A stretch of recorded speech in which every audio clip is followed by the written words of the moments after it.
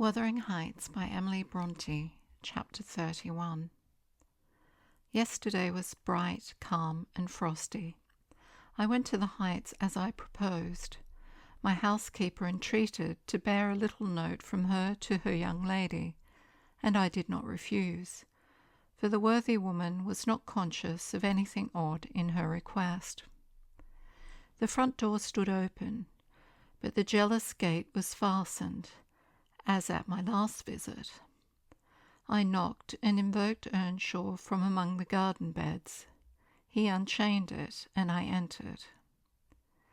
The fellow is as handsome a rustic as need be seen. I took particular notice of him this time, but then he does his best, apparently, to make the least of his advantages.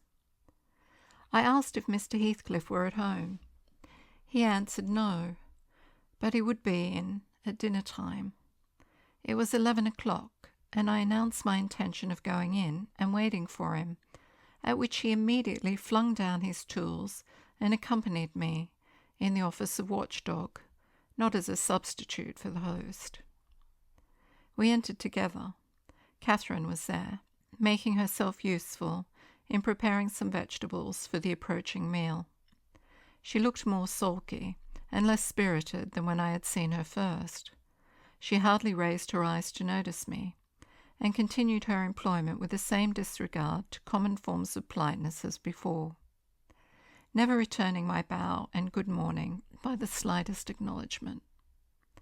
She does not seem so amiable, I thought, as Mrs. Dean would persuade me to believe. She is a beauty, it is true, but not an angel. Earnshaw surlily bid her remove her things to the kitchen. "Remove them yourself," she said, pushing them from her as soon as she had done, and retiring to a stool by the window, where she began to carve figures of birds and beasts out of the turnip parings in her lap. I approached her, pretending to desire a view of the garden, and, as I fancied, adroitly dropped Mrs. Dean's note onto her knee, unnoticed by Hareton. But she asked aloud, "What is that?" and chucked it off. "A letter from your old acquaintance, the housekeeper at the Grange," I answered, annoyed at her exposing my kind deed, and fearful lest it should be imagined a missive of my own. She would gladly have gathered it up at this information, but Hareton beat her. He seized and put it in his waistcoat, saying Mr. Heathcliff should look at it first. Thereat, Catherine silently turned her face from us, and, very stealthily, drew out her pocket-handkerchief and applied it to her eyes, and her cousin, after struggling a while to keep down his softer feelings, pulled out the letter and flung it on the floor beside her as ungraciously as he could. Catherine caught and perused it eagerly. Then she put a few questions to me concerning the inmates, rational and irrational, of her former home, and gazing towards the hills murmured in soliloquy, "I should like to be riding Minnie down there. I should like to be climbing up there. Oh, I'm tired. I'm stalled, Hareton." And she leant her pretty head back against the sill, with half a yawn and half a sigh, and lapsed into an aspect of abstracted sadness, neither caring nor knowing whether we remarked her. "Mrs. Heathcliff," I said, after sitting some time mute, "you are not aware that I am an acquaintance of yours, so intimate that I think it strange you won't come and speak to me. My housekeeper never wearies of talking about and praising you, and shall be greatly disappointed if I return with no news of or from you, except that you received her letter and said nothing." She appeared to wonder at this speech and asked, "Does Ellen like you?" "Yes, very well," I replied unhesitatingly. "You must tell her," she continued, "that I would answer her letter, but I have no materials for writing, not even a book from which I might tear a leaf." "No books?" I exclaimed. "How do you contrive to live here without them, if I may take the liberty to inquire? Though provided with a large library, I'm frequently very dull at the Grange. Take my books away, and I should be desperate." "I was always reading when I had them," said Catherine. "And Mr. Heathcliff never reads. So he took it into his head to destroy my books. I have not had a glimpse of one for weeks. Only once I searched through Joseph's store of theology, to his great irritation, and once, Hareton, I came upon a secret stock in your room, some Latin and Greek and some tales and poetry. All old friends, I brought the last here, and you gathered them as a magpie gathers silver spoons for the mere love of stealing. They are of no use to you, or else you conceal them in bad spirit. That is, you cannot enjoy them, nobody else shall. Perhaps your envy counselled Mr. Heathcliff to rob me of my treasures, but I've most of them written on my brain and printed in my heart, and you cannot deprive me of those. Earnshaw blushed crimson when his cousin made this revelation of his private literary accumulations, and stammered an indignant denial of her accusations. "Mr. Hareton is desirous of increasing his amount of knowledge," I said, coming to his rescue. "He is not envious, but emulous of your attainments. He'll be a clever scholar in a few years." "And he wants me to sink into a dunce meantime," answered Catherine. "Yes, I hear him trying to spell and read to himself, and pretty blunders he makes. I wish you would repeat Chevy Chase as you did yesterday. It was extremely funny. I heard you, and I heard you turning over the dictionary to seek out the hard words and then cursing because you couldn't read their explanations." The young man evidently thought it too bad that he should be laughed at for his ignorance, and then laughed at for trying to remove it. I had a similar notion, and remembering Mrs. Dean's anecdotes of his first attempt at enlightening the darkness in which he had been reared, I observed, "But, Mrs. Heathcliff, we have each had a commencement, and each stumbled and tottered on the threshold, and had our teachers scorned, instead of aiding us, we should stumble and totter yet." "Oh," she replied, "I don't wish to limit his acquirements. Still, he has no right to appropriate what is mine, and make it ridiculous to me with his vile mistakes and mispronunciations.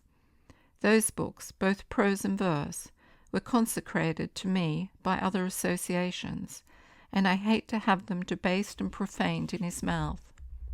Besides of all, he has selected my favourite pieces that I love the most to repeat, as if out of delicate malice." Hareton's chest heaved in silence a minute. He laboured under a severe sense of mortification and wrath, which it was no easy task to suppress. I rose, and from a gentlemanly idea of relieving his embarrassment, took up my station in the doorway, surveying the external prospect as I stood. He followed my example and left the room, but presently reappeared, bearing 6 volumes in his hands, which he threw into Catherine's lap, exclaiming, "Take them. I never want to hear or read or think of them again." "I won't have them now," she answered. "I shall connect them with you and hate them." She opened one that had obviously been often turned over, and read a portion in the drawling tone of a beginner, then laughed and threw it from her. "And listen," she continued provokingly, commencing a verse of an old ballad in the same fashion. But his self-love would endure no further torment. I heard, and not altogether disapprovingly, a manual check given to her saucy tongue. The little wretch had done her utmost to hurt her cousin's sensitive, though uncultivated feelings, and a physical argument was the only mode he had of balancing the account and repaying its effects on the inflictor. He afterwards gathered the books and hurled them on the fire. I read in his countenance what anguish it was to offer that sacrifice to spleen. I fancied that as they consumed, he recalled the pleasure they had already imparted, and the triumph and ever-increasing pleasure he had anticipated from them, and I fancied I guessed the incitement to his secret studies also. He had been content with daily labour and rough animal enjoyments, till Catherine crossed his path. Shame at her scorn and hope of her approval were his first prompters to higher pursuits, and instead of guarding him from one and winning him the other, his endeavours to raise himself had produced just the contrary result. Yes, that's all the good such a brute as you can get from them, cried Catherine, sucking her damaged lip and watching the conflagration with indignant eyes. You'd better hold your tongue now, he answered fiercely, and his agitation precluding further speech, he advanced hastily to the entrance, where I made way for him to pass. But ere he had crossed the door-stones, Mr. Heathcliff, coming up the causeway, encountered him, and laying hold of his shoulder, asked, "What's to do now, my lad?" "Naught, naught," he said, and broke away, to enjoy his grief and anger in solitude. Heathcliff gazed after him and sighed. "It will be odd if I thwart myself," he muttered, unconscious that I was behind him. "But when I look for his father in his face, I find her every day more. How the devil is he so like? I can hardly bear to see him." He bent his eyes to the ground and walked moodily in. There was a restless, anxious expression in his countenance I had never remarked there before, and he looked sparer in person. His daughter-in-law, on perceiving him through the window, immediately escaped to the kitchen, so that I remained alone. "I'm glad to see you out of doors again, Mr. Lockwood," he said in reply to my greeting. "From selfish motives partly. I don't think I could readily supply your loss in this desolation. I've wondered more than once what brought you here." "An idle whim, I fear, sir," was my answer, "or else an idle whim is going to spirit me away. I shall set out for London next week, and I must give you warning that I feel no disposition to retain Thrushcross Grange beyond the 12 months I agreed to rent it. I believe I shall not live there any more." "Oh, indeed, you're tired of being banished from the world, are you?" he said. "But if you are coming to plead off paying for a place you won't occupy, your journey is useless. I never relent in exacting my due from anyone." "I'm coming to plead off nothing about it," I exclaimed, considerably irritated. "Should you wish it, I'll settle with you now," and I drew my notebook from my pocket. "No, no," he replied coolly. "You'll leave sufficient behind to cover your debts if you fail to return. I'm not in such a hurry. Sit down and take your dinner with us. A guest that is safe from repeating his visit can generally be made welcome. Catherine, bring the things in. Where are you?" She reappeared, bearing a tray of knives and forks. "You may get your dinner with Joseph," muttered Heathcliff aside, "and remain in the kitchen till he is gone." She obeyed his directions very punctually. Perhaps she had no temptation to transgress. Living among clowns and misanthropes, she probably cannot appreciate a better class of people when she meets them. With Mr. Heathcliff grim and saturnine on one hand, and Hareton absolutely dumb on the other, I made a somewhat cheerless meal, and bid adieu early. I would have departed by the back way to get a last glimpse of Catherine, and annoy old Joseph, but Hareton retrieved orders to lead up my horse, and my host himself escorted me to the door, so I could not fulfil my wish. How dreary life gets over in that house, I reflected, while riding down the road. What a realization of something more romantic than a fairy tale it would have been for Mrs. Linton Heathcliff, had she and I struck up an attachment, as her good nurse desired, and migrated together into the stirring atmosphere of the town.